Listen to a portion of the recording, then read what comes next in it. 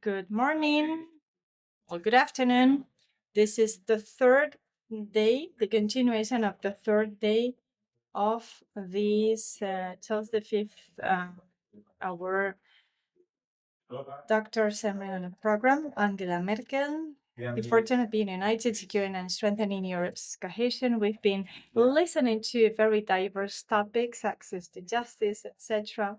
And now we have another intervention of an economic nature. And it will be given by Pedro García Guijarro. The moderator will be ÉRIC BUSSIÈRE, Jean Monnet Chair from the Paris Sorbonne University and one of the founding fathers of this doctoral seminar. So, Professor BUSSIÈRE, you have the floor.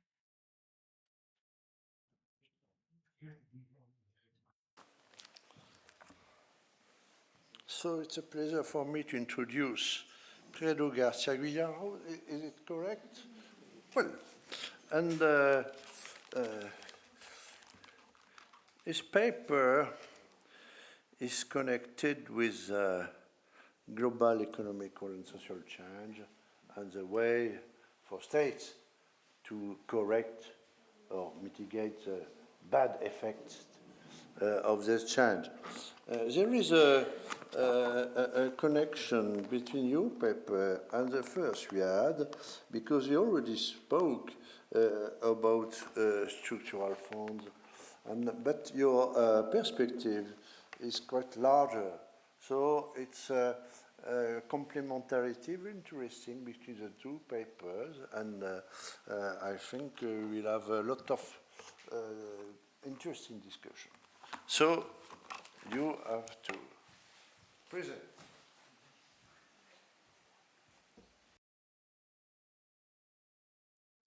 Bueno, buenos días a todos. Okay, so good morning, everyone.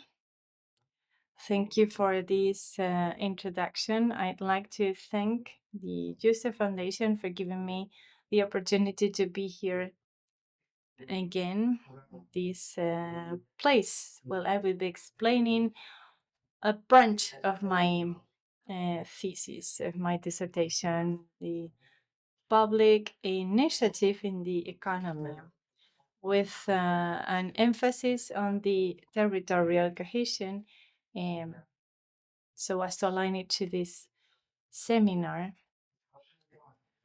which is not the central topic of my dissertation, but it is not something alien to it either, because it connects to my master's thesis, where I worked on the principles of territorial cohesion from a constitutional perspective in Spain.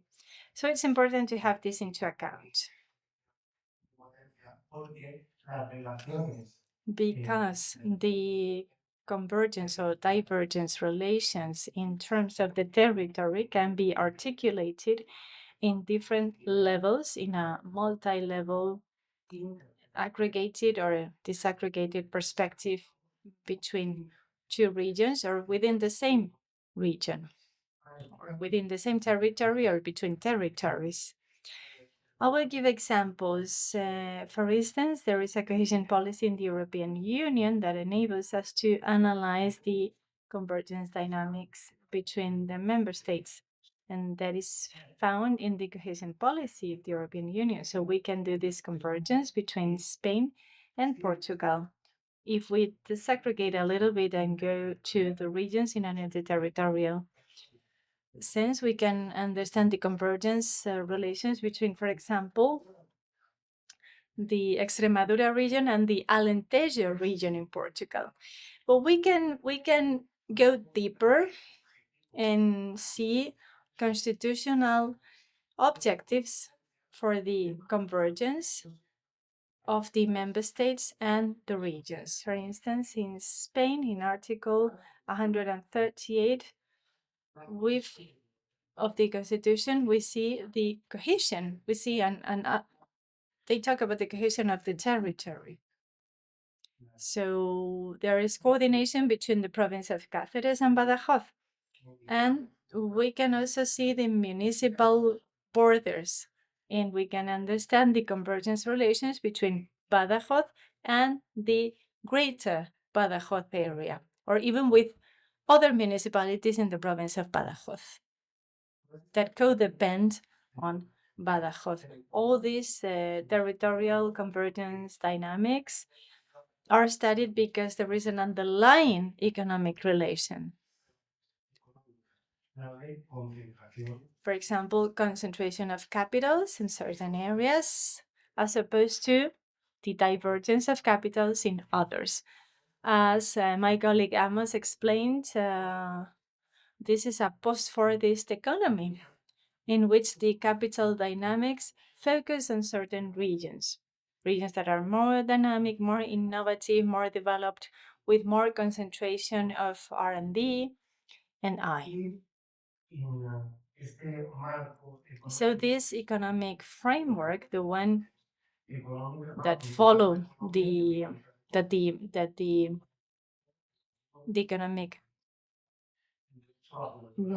strategies follow, is different from the objectives of the public policies that have their own objectives. So we have the economy on the one hand and the law on the other hand.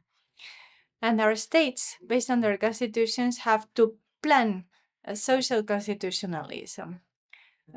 This comes from the post-war period, where the dynamics to address inequalities and divergences were addressed to try and correct them from political and social criteria based on the law, based on the constitution.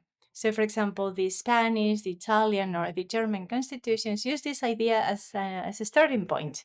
They want to be able to intervene the economy so as to redress the inequalities and transform them into rationales of equality and convergence from social perspectives.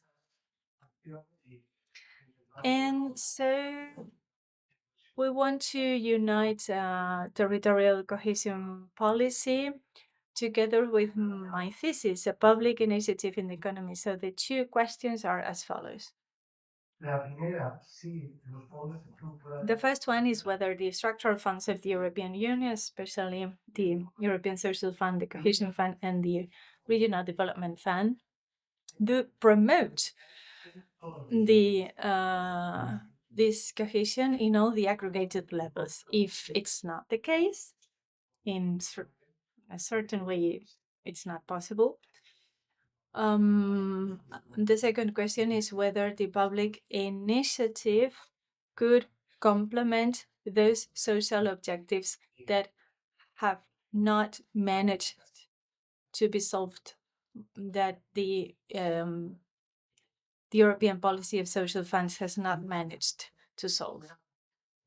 So these are my questions, and I am using the perspective of the critic constitutionalism. I'm not just trying to analyze the formal relations of the constitutional European law or under constitutional law.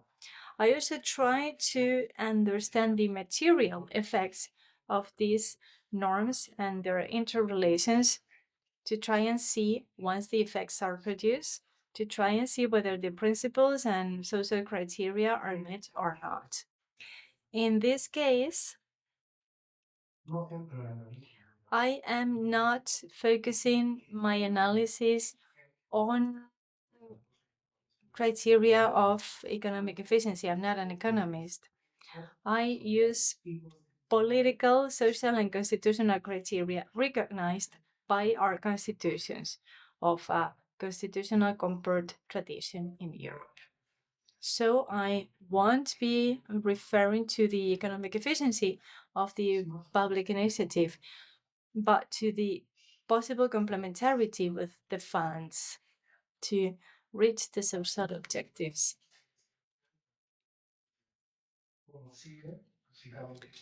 And then this is the structure of my presentation. I want to know how these funds work.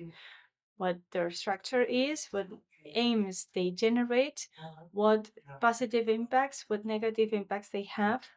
And if we have negative impacts, I will ask whether the initiative can complement them. And for that, I explore the initiative, I explore the proposals made for it to be working in complementarity.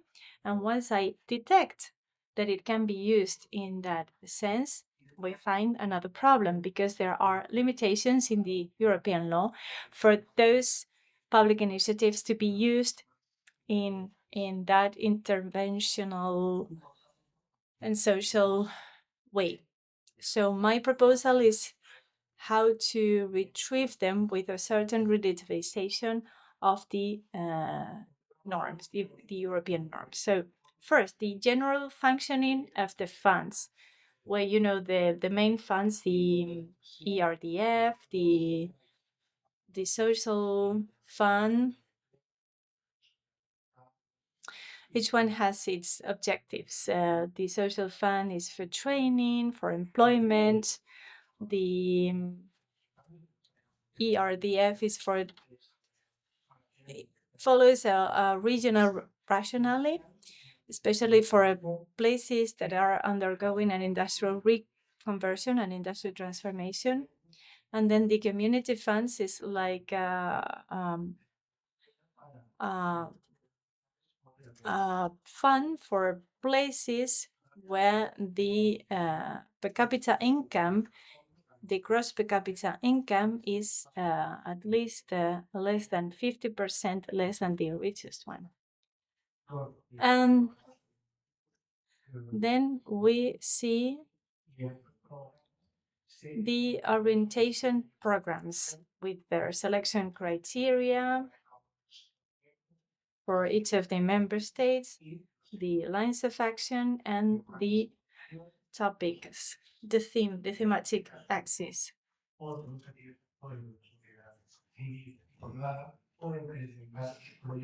Any person from or any collectivity can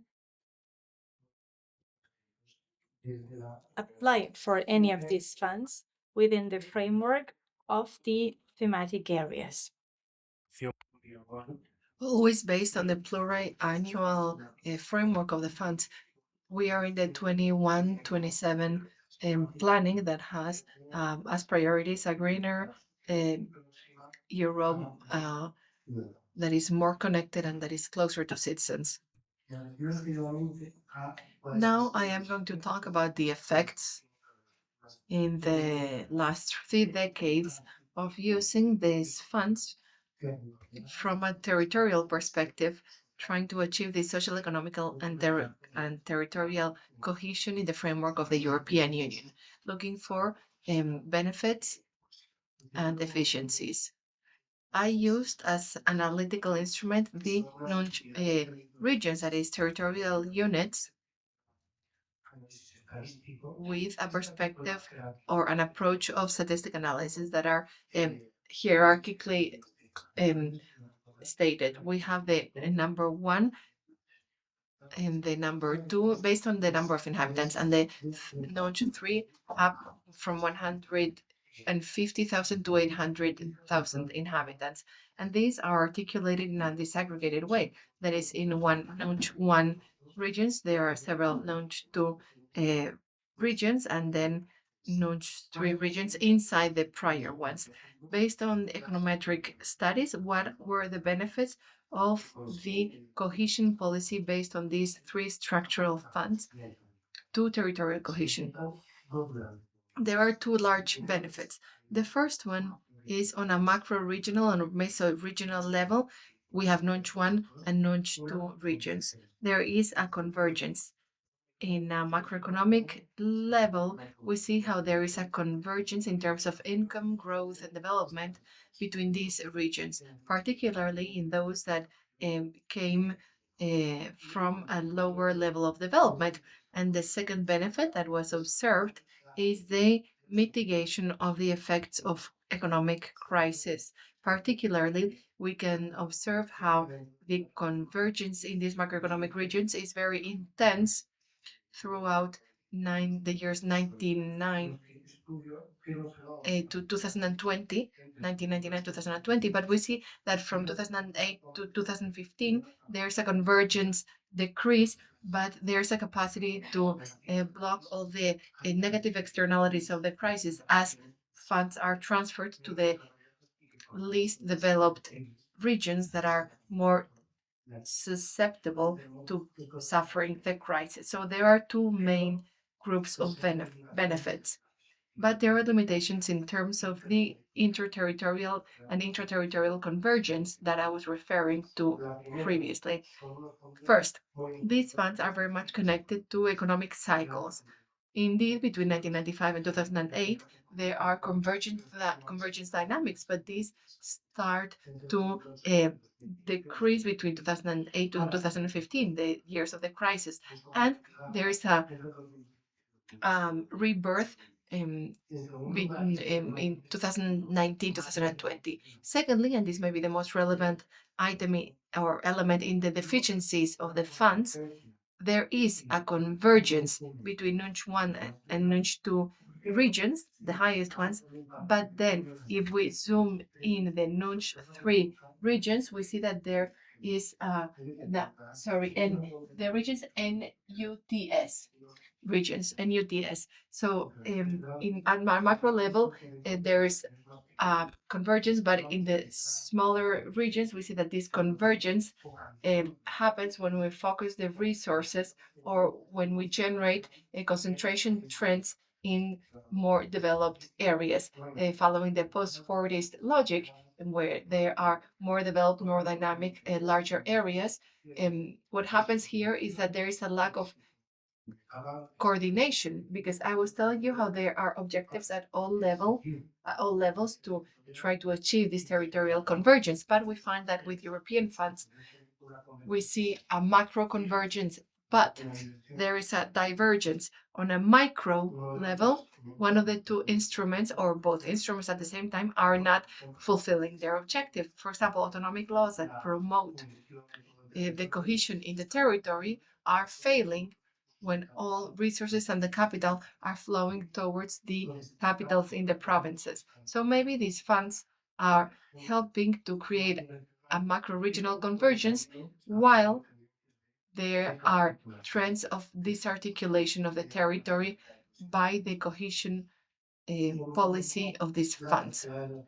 And the third flaw is the incapacity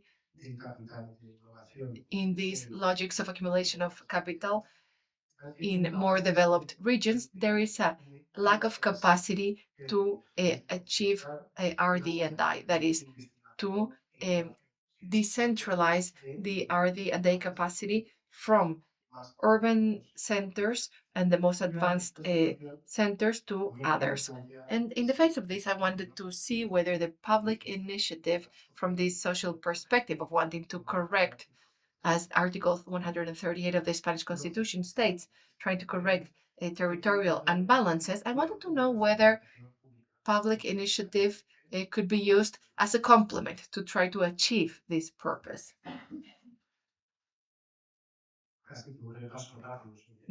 This is a review of what public initiative is. The public initiative is the capacity that public powers have to create or participate as stakeholders in companies that provide services within a specific market or sector.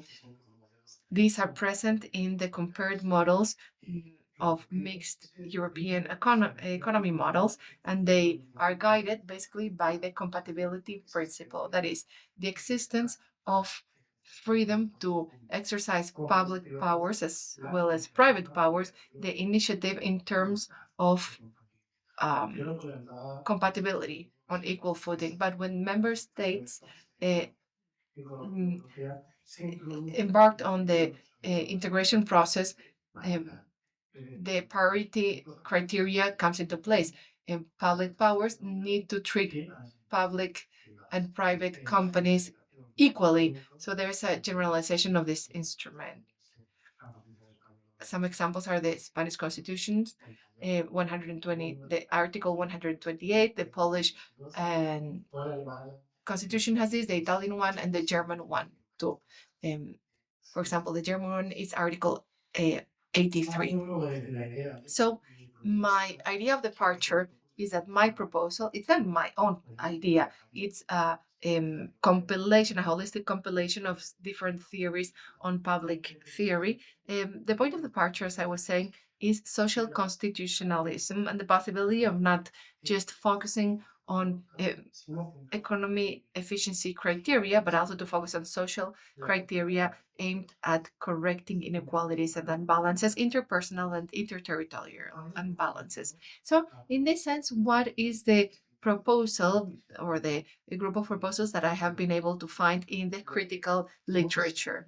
I think what makes more sense in this European framework and inside member states is to exercise public initiative within a agreed consultation between public and private stakeholders, focusing on highly marginalized regions and with the support of auxiliary measures. It may sound a little strange, but I will try to explain it better. The first measure, and the main one, is to create a public company in a territory that is unfavored and is protected against private competence by granting it stability by subsidies, transfers, and tax benefits.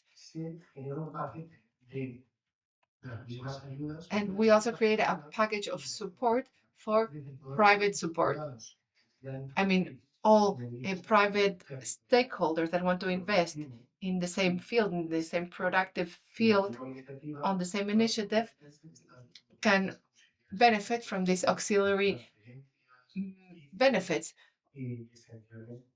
For example, tax cuts.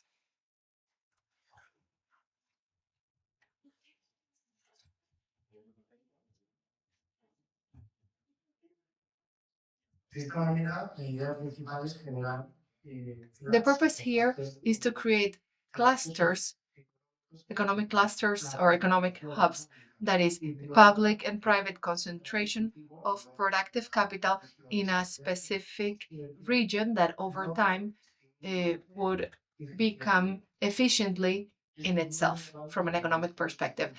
Studies show that loss of jobs and economic development during the crisis, what we saw is that regions that were overprotected by states and by the public sector have a prior situation of high innovation, growth of jobs, and economic dynamism. In this sense, this idea of the critical theory that's not proposed to open up any public business in any place. I mean, we're not going to open up a meat store everywhere to buy the meat from the slaughterhouse and thus reactivate the economy, because what this would create is assisted economies that could never become by themselves capable of breaking the logic of accumulation of capital in the urban areas.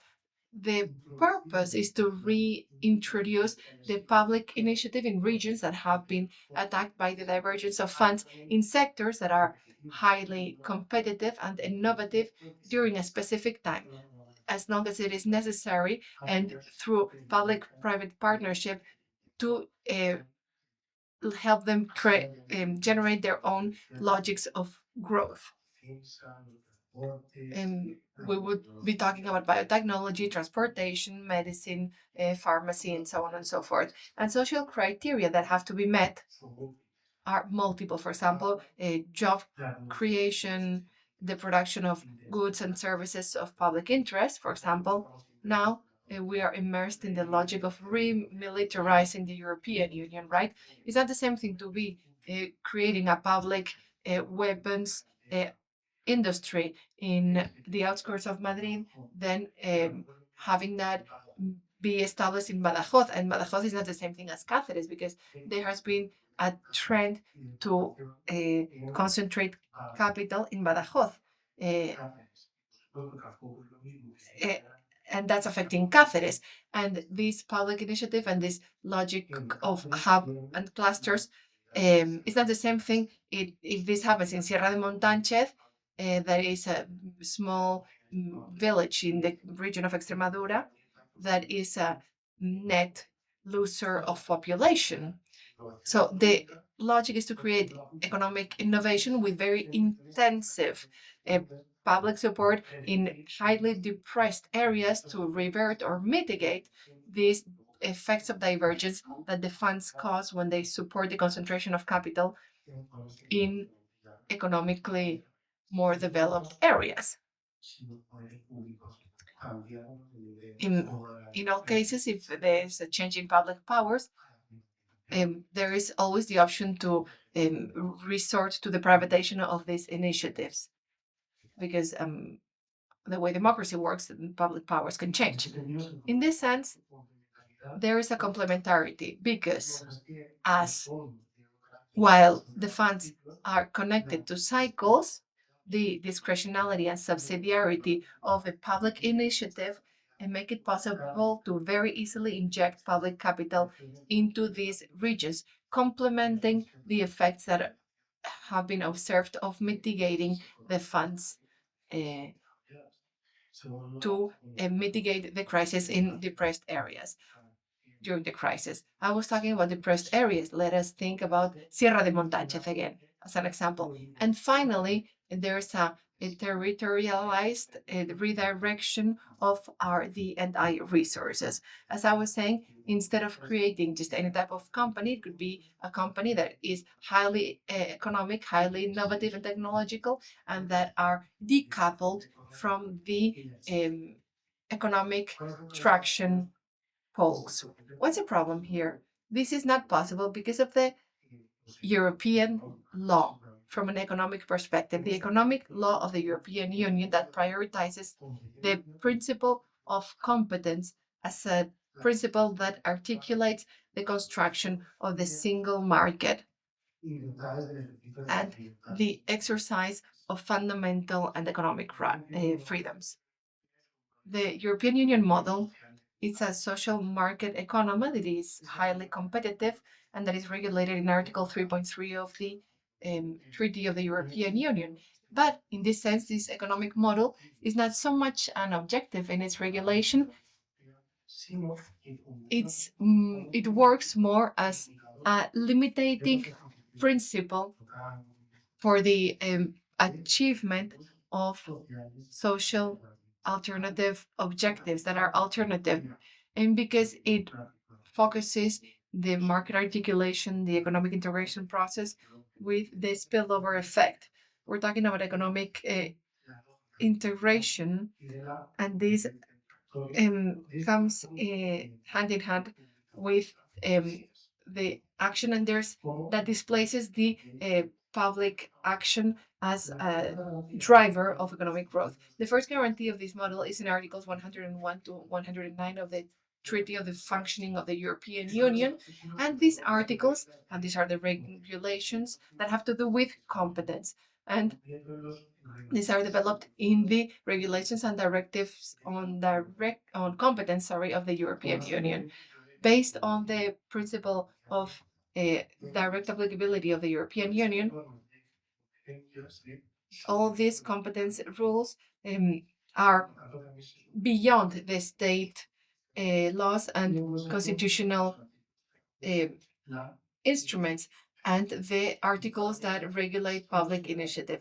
This way, they would own, from the European law perspective, only the exercise of public initiative that respect the competence laws would be valid. So these competence laws are the limitation in practice, are what limits the proposals that I am suggesting. So where do these limitations lie specifically? We have the treatment parity principle, parity or equal treatment between public and private businesses. All competence laws that are applicable to private companies are also applicable to private companies. So this limits any type of interventions guided by social principles like the one that I suggested, because it is obvious that there won't be any equal treatment. We are going to be favoring with our social objectives certain companies. And what can happen is that first, there can be a restriction of the free trade forbidden by Article 101 of the Treaty of the Functioning of the European Union. In certain cases, it could be construed as there is an abusive exploitation of the market because of this public company that has been created, and this is forbidden by Article 102 of the Tribunal of the Functioning of the European Union. And then the third limit is the extensive interpretation of the limitation of support. There are no public supports possible if these may distort competence, if these may restrict or damage it, if they affect exchanges between member states, and as long as certain companies are privileged. There is an obvious privilege and an undermining of competence in the there's a damage to the exchanges between member states. So there's no explicit for there's no explicit limit. What we hear is that public interventions are subjected to principles that turn all these interventions that make it impossible when there are very intensive social or redistributive social principles like the ones that I am suggesting. So there's no formal limitation, but there is an indirect functional limitation to the exercise of certain rights in this initiative. So at this point, and since I don't want to speak too much, I'm going to start mentioning my conclusions and how I perceive public initiative in this framework. When it comes to funds, I think it is obvious that there are benefits connected to the use of funds based on convergence criteria, particularly if we follow the criteria of cohesion and convergence, territorial convergence of the European Union. From a macroeconomic level, there is a convergence, and this is happening. Member states and the regions of the European Union are converging territorially and economically. However, we find certain limitations and inefficiencies. If we move to the micro level, we see that this is the case. These funds in the cohesion policy generate divergences on a micro level in small regions. These imbalances, intra-territorial imbalances, these trends to concentrate capital on specific parts of the territory have a negative impact on social criteria, constitutional criteria, or infra-constitutional. That is, there is a lack of coordination, as I mentioned previously. A very clear example would be the Spanish Constitution. In its Article 138, talks about achieving an economic and territorial balance that is harmonious. This does not happen if all accumulation capitals lead us to Madrid, and the capitals in provinces, if there are 50 provinces with their capitals, what do we do with the over 8,000 little villages or towns in Spain? I was thinking about this in connection with the Avos connection and the transfers that Moses, presentation, and how the 8 capitals of Andalusia became stronger thanks to these funds. I'm sure that the peri-urban areas also benefited. But what happens with the other 767 towns that are part of Andalusia, municipalities, or with all those municipalities that are part of Spain? So there's a divergence between logics of accumulation and social objectives that tell us that the territory needs to be cohesive, and that all capital, innovation, and population can't be in specific hubs. Even though these may look our economic data better, and it may look like we are converging. For people who live in urban areas, there is a convergence, but then people who live in areas that are particularly affected by depopulation, loss of capital, lack of resources, and loss of resources, they don't have the same perspective. So these may cause processes of delegitimation, and this connects us with the first presentation that we heard in this seminar.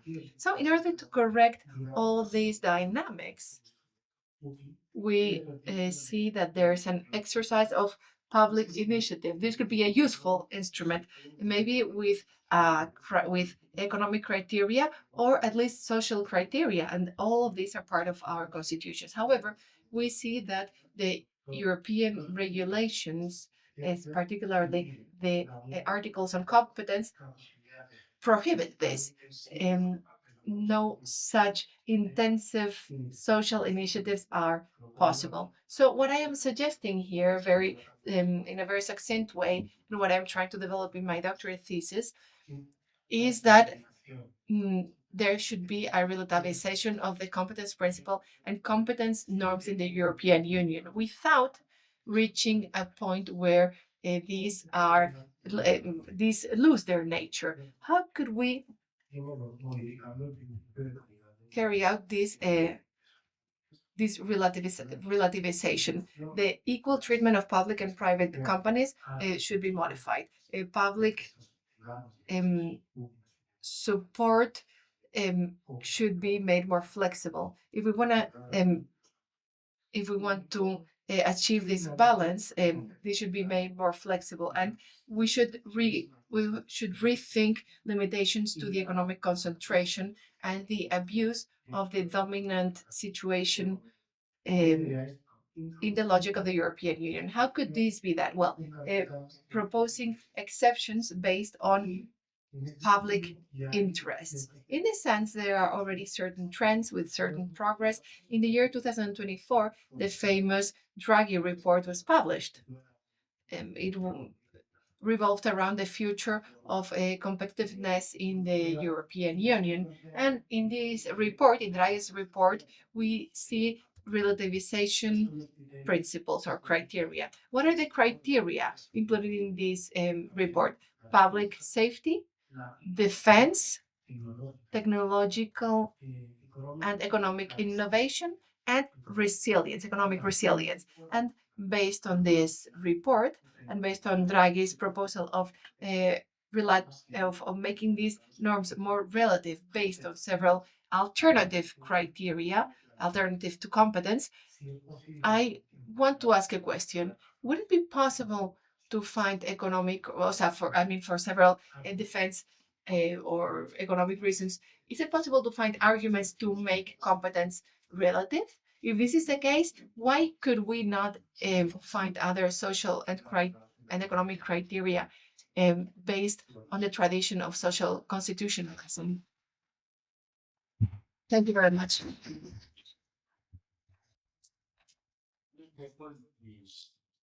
Yes, I was going to ask you to speak about Draghi report, and your conclusion is about the Draghi report. So I'm very satisfied of this. So, as an historian and an historian of economy, I have some remarks to propose you. You take them in account or not, but I think the subject that is yours can be eliminated by some perspective history, because you deal with structural change, technical and structural change, and that was a quasi-permanent aim of European Union from the 50s. First, very quickly, but in the 50s, in the case of community of coal and iron, you had problem of conversion of some area with coal industry and steel industry. So you had some specialized funds to deal with this. in the 60s, you have also the same in the common market, and you had some during the negotiation of Rome, you have some discussion, especially from Italy, about the disparity between the south and the north, and also the creation of EIB. I have to ask you why you don't speak, because you have it's probably an important subject, but it was created to help Italian government in the south, in the Mezzogiorno. So it's exactly your subject. But also in the 70s, when the economic crisis became to be strong and affected some regions. You had regional policy with specific funds to deal with this specific area, but that's again a way to deal with structural change. I think one of the most important inflection is the 80s, because in the 80s, and your paper explained very clearly this, the internal market, the monetary and economic union, also privatizations change the physiognomy of economy of Europeans. So the equilibrium between private and public companies changed dramatically, especially in some countries. So, I think your subject is connected with structural change and the meaning, the reason, the way the Structural Change Act changed from the 50s, 60s and now. And my question was how, in your model, you can introduce the economic, technical change, structural change in your way and in your analysis. And my last question was about Draghi report, and you tell us that in the Draghi report, it could be possible to make a sort of deal between the Draghi report and your specific objective. So I would be very happy to listen to you about this subject. And I note that you explain that the regional and structural policy in a historical point of view had positive results, and perhaps it could be very interesting to have some concrete samples in your thesis to explain this, because we all have in mind some samples, and probably it would be interesting to have some. Have you?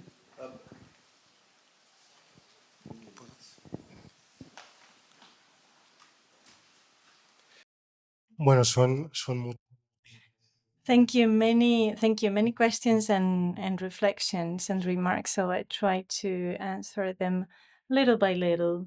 In principle, I am aware of all these transformational processes, historic, economic, structural transformation that have taken place throughout the integration process of the European Union. And I understand what dynamics of globalization, both financially and economically, they respond to, and the role of the economy. I understand, I am aware of the historic processes, and I put them in the first chapter of my PhD thesis when I analyzed the economic currents and their relations with the changes and fluctuations of the economic models in the world and in Europe. Regarding the European Investment Bank, I didn't put it. I had considered it, and I wanted to include the reasons in the full text because the rationale is different. The cohesion rationale is similar, but it works with loans. The funds are just transfers. But I didn't put it in this talk because I wanted to focus on the funds. Methodologically, a bank works with loans and not with transfers or assignments of funds. And then about the relation between the funds and the cohesion policy, I think is funded on something specific. Policy since the 70s and the 80s is looking for this cohesion with, and it has worked with much of the European population, for example, in the transformation of the productive models in some member states. But I was concerned mainly by the economic criteria. I'm talking about the complementarity here and not replacement. I was mainly concerned by that and the introduction of the public initiative to complement the areas where the funds are not working, the most deprived areas, the most depopulated areas. But of course, the funds have worked for the territorial convergence and to find the balance, to strike a balance at a macro level, of course, starting in the 70s and into the 80s.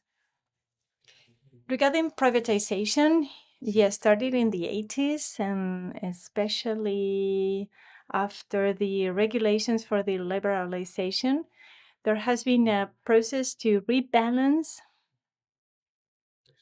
for example, the amount of companies, state companies, and the amount of private companies. So my idea with this thesis and from the social and economic constitutionalism tries to strike a balance. It's difficult because we have these logics of the financial globalization, but my critical perspective is to reintroduce them with a reform of the planning of the European Union so that they can include social criteria, but not to replace the former. We're talking about mixed economies based on the principle of co-initiative between state-run companies and private companies. We can strike a certain balance so that we can include certain social criteria, for example, energy criteria, to free ourselves, to free the markets, to make them non-dependent. For example, when we talk about defense, we should decouple the buying of defense material from the social benefits. And yes, the Draghi report is essential to me because in my belief, the way I see it, the Draghi report tries to relativize the competitiveness, the competition rules by taking into account the international context, China, the United States, India, and that the competition rules might not be the same everywhere. Here and in the countries I've mentioned. So in the Draghi report, the rationale is let's relativize the competition rules. Let's maybe try and have more scale economies to get this innovation, economic development growth so that at least we can compete with the other actors. So it helps me not because I am following the rationale of the Draghi report in my work, but because by using this Draghi report, this relativization, we can break like this holy rule of the principle of competition that underlies everything in the market, the theoretical fundamentation that finds its roots in the Freiburg school and the ortho-liberal principles. Maybe we can relativize this principle of competence or principle of competition, and maybe also from a critical perspective, it can be relativized with some social criteria. That is what I think about the Draghi report. I think I've replied to you. I just wanted to add one point, but I think you have to reconsider your site about EIB, because all the loans were not in favor of private, but a lot of public aims, and even in a few cases, the loans were at very favorable condition. So you have a specific dimension, and I think you could look at it. First, there is you have a literature about EIB.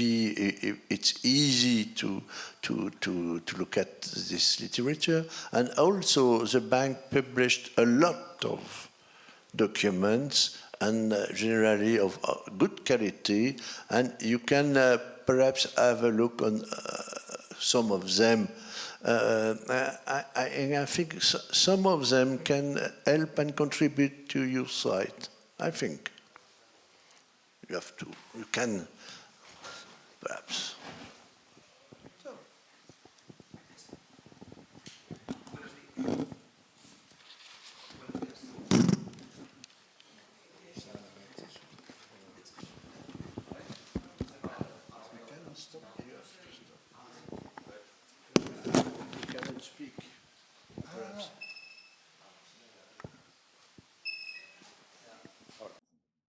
Bueno, sí. Vale, estupendo. Buenos días, mi nombre es Ignacio Fornari. Good morning, afternoon. My name is Ignacio Fornaris from San Pablo University of Bologna. Thank you. Thank you. I totally agree with your concerns. There is one area in the competition law that takes into account the general interests. It's now making the headlines. I'm talking about concentrations. Yesterday there was a decision on the acquisition offer between BBVA and Sabadell, and this takeover bid. But you have to take into account the level of discretionality that you propose for the government, because introducing at least the report by the National Commission of the stock exchange would be necessary. And regarding the Draghi report, we just talked about it with Franco Panchera. We talked about the new policies implemented by the Commission, and maybe you should contact him, and she or he will put you in touch with someone in the Commission. Thank you for all the appreciations and the recommendations. As soon as we're done, I will ask you for those details. I understand all those remarks. The problem is that as I get deeper in my research, I realize that the Court of Justice of the European Union uses a very restrictive application or interpretation of the general interests and how they can be implemented or followed by the member states so that they can be valid according to the European law. So yes, there is some relativization with general interests, but with a very limited scope. What I'm looking for in my PhD is to see to what extent we can have more public interests and more public and more general interests. But yes, I will have a look at the list of general interests drafted by them. And maybe I can limit the description to the discretionality of the government with the perceptive report by the Commission. That is a very good idea. Thank you. I will implement it in the full text. And yes, let us talk about the Draghi report and the new policies by the European Union. Good morning, Pedro. Good afternoon. Thank you for this talk.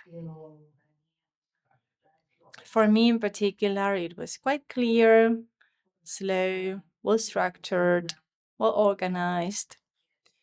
For anyone here in the audience, whether we are of legal nature, whether we are jurists or not, it was understandable. So, congratulations. What you are proposing here breaks with the constitutional record.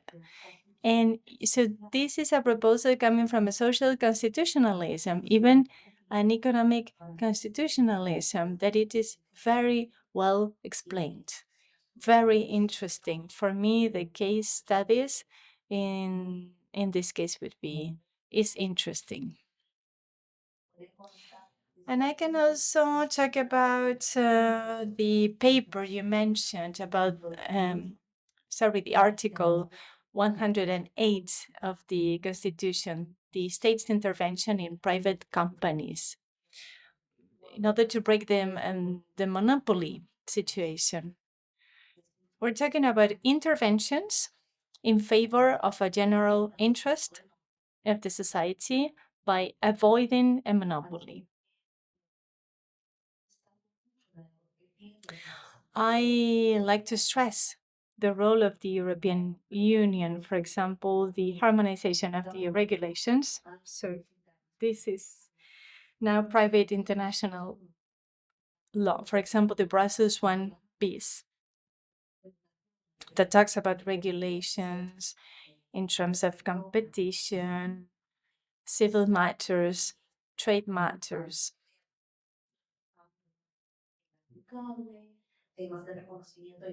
Recognition and execution of rulings.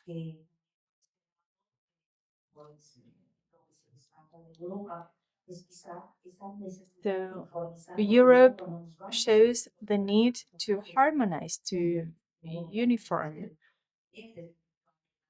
In Asia or in other continents, in Latin America, this is very differently regulated. In Europe, the regulations are harmonized with minimum criteria so that the game rules are respected. It also has to do with the procedural economy rules, the procedural guarantees. So that's it. Thank you and congrats. Shall I go? First of all, thank you for your kind words. Regarding the control of the monopolies and the cartels in the economy, it's for each member state. And for example, in Spain, is the National Commission for Competition. And Article 128 regulates 3 instruments: public initiative, reserves of industries, and intervention. Well, intervention, well, I don't know if any of them is especially aimed at the monopolies within the states by reserving some goods or services for the states, goods or services that are considered to be essential for the general interests. And that is thanks to a specific law. I totally agree with the harmonization mechanisms. I remember them from when I was an undergraduate. The Brussels bis. it's so important from a procedural perspective, achieving those guarantees of the harmonization that exist in the framework of the European Union. Those are a privilege in terms of compared law, international private compared law. So thank you. Well, in my case, congratulations. I'll try to be objective because I just remembered that you were my student a few years ago. The key element of everything you said is general interest. General interest with an economic flavor. Because sometimes there is a mix between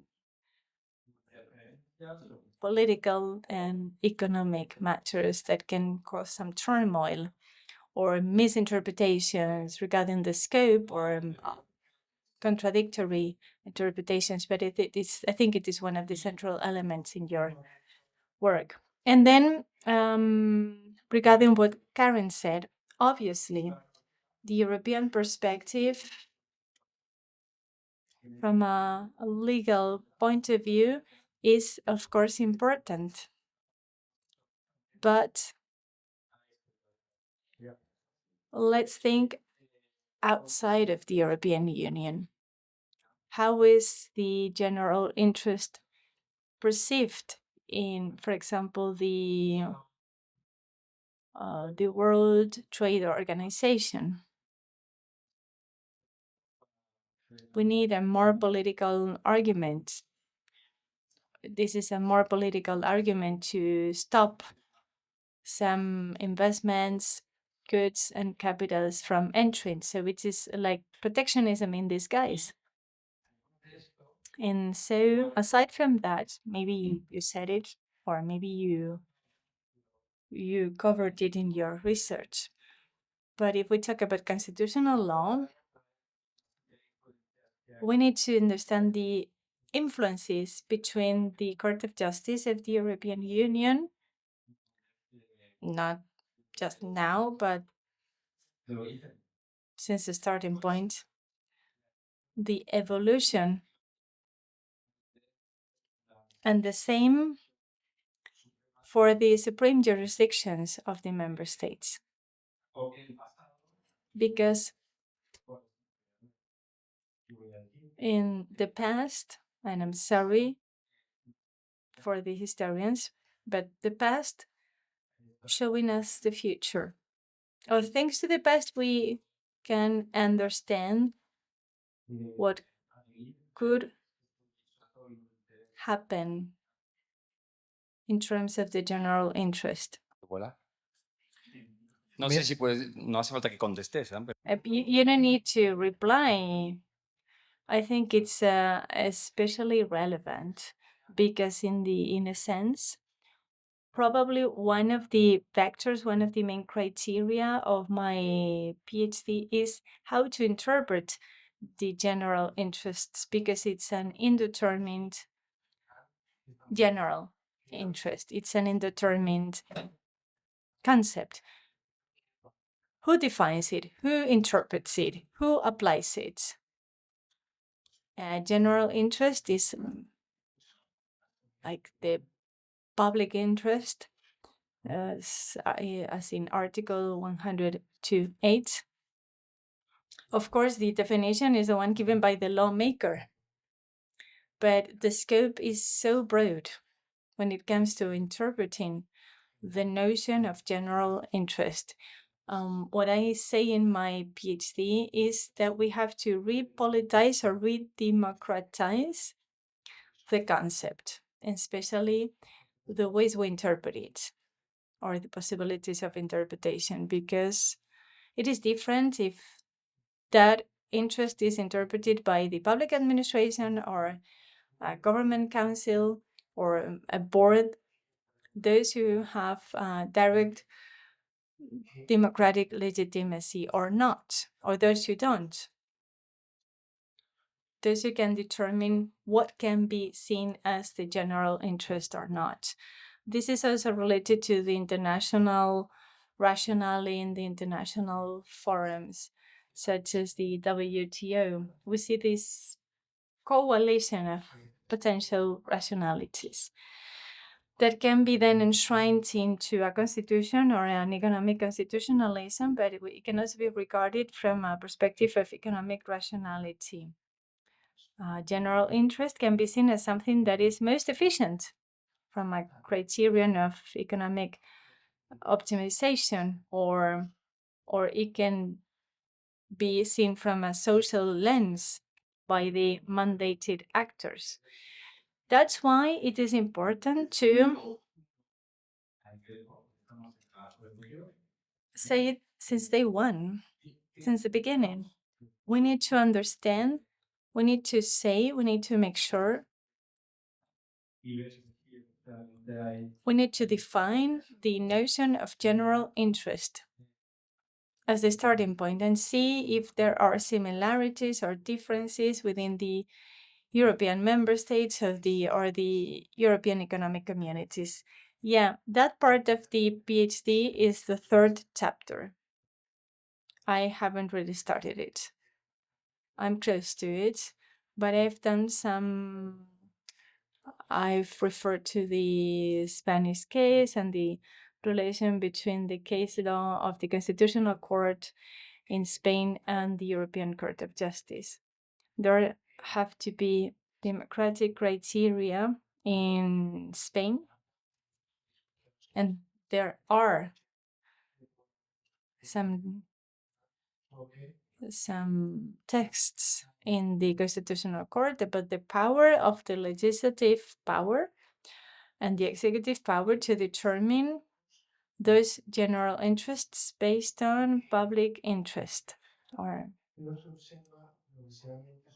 But progressively, after 1987, with a ruling of the Supreme Court, we can observe a transfer of the criteria of economic rationality towards the idea of the interest. In this ruling of the Supreme Court, I don't remember the name or the number, but general interest is seen as a competence of the judges and at the discretion of the judges. So yes, we see this introduction of the economic rationalis and economic rationality of the European Union, and on the other hand, the counter-majority rationalis of the European Court of Justice that are like copycats. So the courts and not the powers with democratic legitimacy are those who satisfy the concept of general interest. And that's everything I've the time to study so far. Thank you. Hello, Pedro. I am ashamed to talk because I have nothing to do with your topic, with your field of study, but you attracted my attention because of the geographical context you used and some of the conclusions you reached. The information you found, I got to the same information when I analyzed the border regions, NUTS 1, NUTS 2, NUTS 3 regions. And a border region is now broader and broader. In the analysis that are done of the use of the Interreg funds, it was perceived that the use of that money was being focused on city capitals far away from the border, for example, Seville.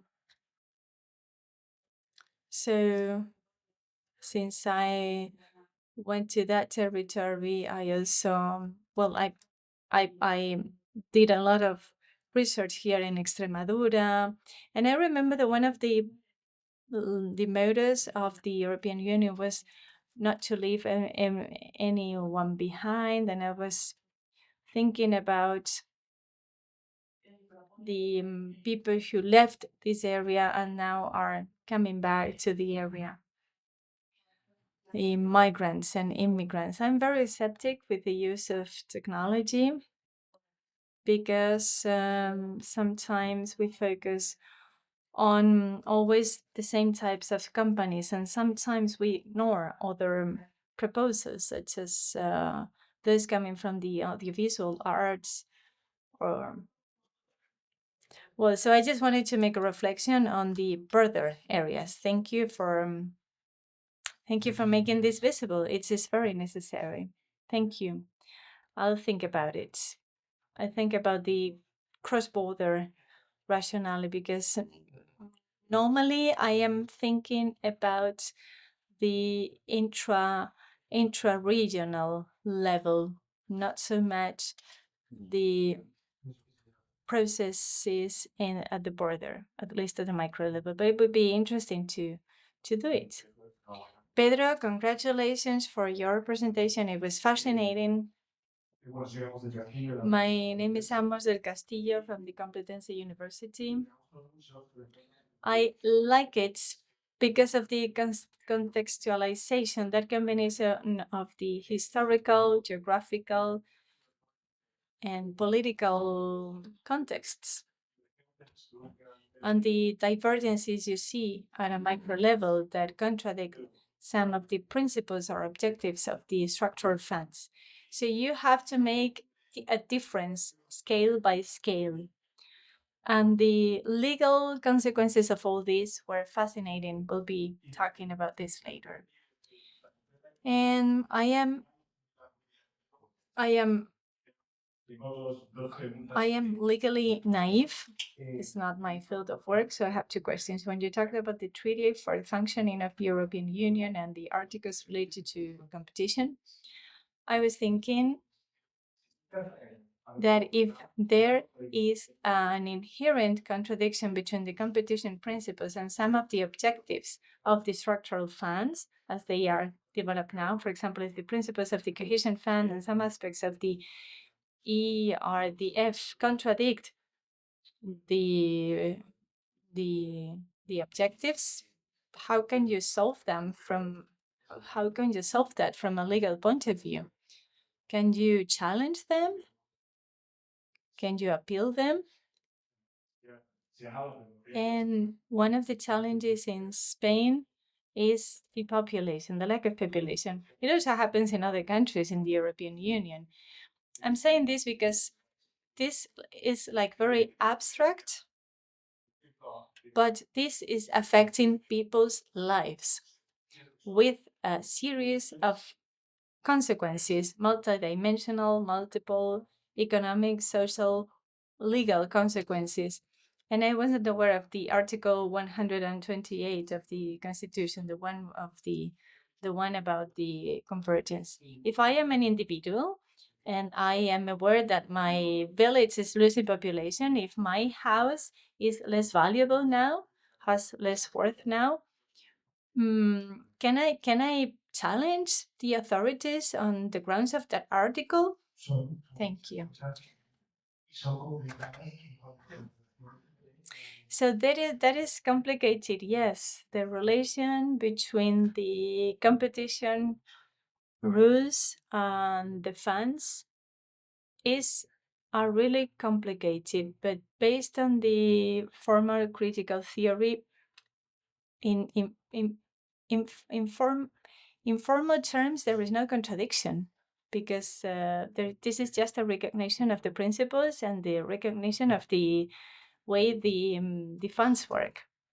But from a material point of view, there could be some contradiction because if the logic is, for example, in the competition principle, the relation between the public and the private actors is based on the competition, there will be always a winner and a loser. It's not a zero-sum game. So yes, the competition rules promote those concentration, accumulation of capitals, production units, companies, and persons, population, accumulation of personal wealth, an accumulation of territorial wealth, because competition in itself will never give a zero sum as a result. Pero So I understand that there's no formal contradiction, but materially, if the purpose of the funds is to achieve this territorial cohesion and this articulation, what cannot be denied is that there's competence between territory units, there will be a divergence at the end of the day. So there is some relation, yes, but more on a material than formal level. Regarding depopulation, there's nothing to do from a constitutional standpoint, because it is a principle, it is a mandate, and it's not a legal rule. So it cannot be taken to the constitutional tribunal for your village to be repopulated. It would be hard to implement any measure like this. What it's possible is to appeal. I mean, if there are infraconstitutional norms, for example, if there are regional autonomous norms, for example, here in Extremadura, for attaching funds and redistributing wealth, there should be administrative measures to ask for funds or establish certain dynamics. I think there should be inter-administrative dynamics between the municipalities and the regions or regional or autonomic communities. But if we're talking about the constitutional courts, there's nothing to do. It should be previously included in some norm of the autonomous communities. There should be some element here there about asking for funds, and if these funds are not granted, then you could appeal. But initially, there's no way of appealing because it's a principle and it depends on the willingness of the legislator. Felipe Núñez from Carlos III University. Congratulations, that is a wonderful and very didactic presentation. I have a doubt based on Amos's question about the population. Today, it seems like this is a quite popular topic in the last decade. In terms of research, it has received lots of attention, but then in literature too, and socially, everyone's talking about the population. It is in fashion. I was reading some research from the statistic and office in Spain, and I could see that there was a trend since COVID. Villages under 10,000 inhabitants were growing at a considerable pace. After the COVID crisis, small villages are growing. So, based on your perspective and in connection with the population, have you witnessed a legislative change in this direction started from COVID? It seems like there is this trend of people going back to villages. And I don't think it is just because of COVID. I think this connects to other issues like jobs or housing. Has there been a change in trend in public policies? Because I think your research can connect with this trend to recover villages, because what what figures tell us is that this is happening. Thank you very much. I was not aware about these facts and these figures that you were mentioning. However, it makes sense. I don't know where this comes from. a qué tendencias económicas, legislativas, demográficas. I don't know what demographic trends this connects to, but this may be a positive thing, of course. However, there is a more sensitivity in these last years, maybe in the last 5 years. There is more intention to change the law considering demographic aspects and demographic challenge. There is also the territorial specificity criteria. It's not the same thing to implement local policies and local state laws in Madrid than in a 10,000 inhabitant town or a 500 inhabitant village. So autonomic and state legislators have this sensitivity in these past years. There is an intention to reform the legal system, adapting it to local needs. I don't know if there's any correlation. I can't state that. But yes, there is a change in sensitivity. Legislators are starting to consider this demographic situation. Sí. Buenos días. Good morning, Pedro. I want to start by congratulating you. I am really proud.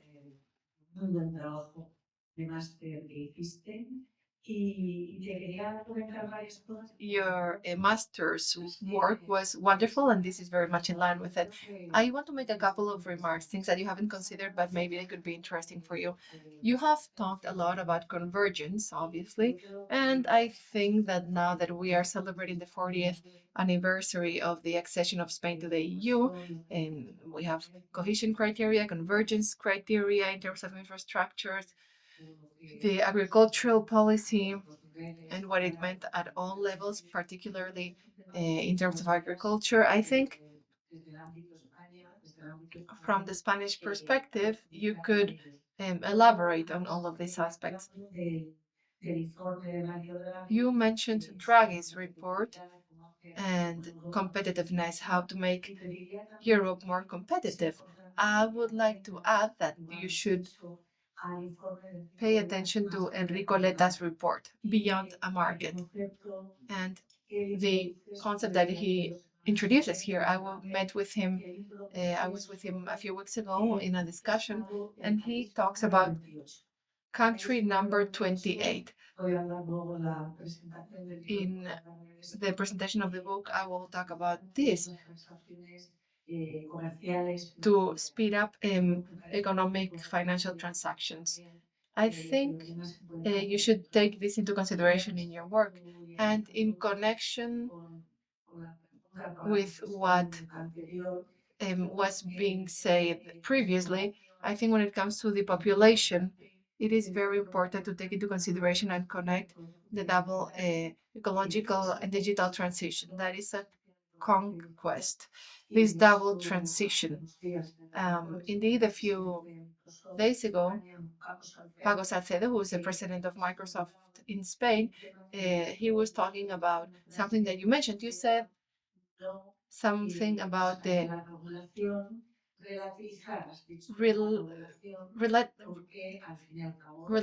making relative the financial. We need a regulation. We need regulatory frameworks, and you were talking about relativizing them. Luego tenía. He was saying how a company like Microsoft needs to constantly take this into consideration without losing our regulatory capacity. Must be capable of flexibilizing it, considering convergence criteria and that public-private partnership that you were mentioning. I just want to make these two remarks and congratulate you. Thank you very much, Susana, for all your contributions. In my presentation, I tried to refer to the benefits from this policy. However, in the publication that I will send, after including these reviews, I should emphasize all the positive aspects in terms of territorial policies, agricultural funds, cohesion funds, and I think your reference to the other report, Letta's report, is very interesting because I haven't had the time to read it, so I tell now. I was focusing on Draghi's report that is complex enough, but I think it is very relevant, and I will do this in the upcoming months. I'm at that point in my thesis, reading reports. Any final remarks from your side?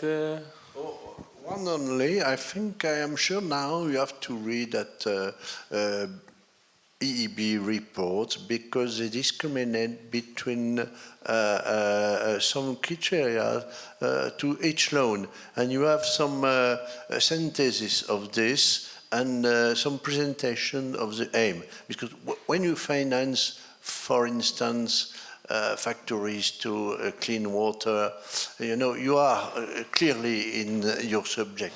So in the same financement, the same project, we have also several criteria. And I think the EIB can help you to precise some and to diverse, and it's quite easy to use them.